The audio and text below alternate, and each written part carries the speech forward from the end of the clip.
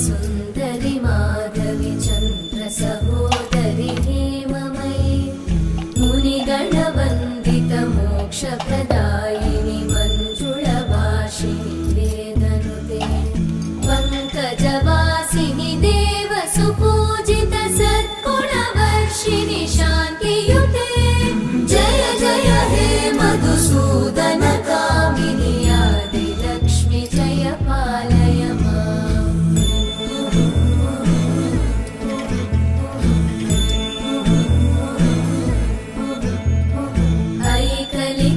ऐकलिकल्मषनाशिनि कामिनि वै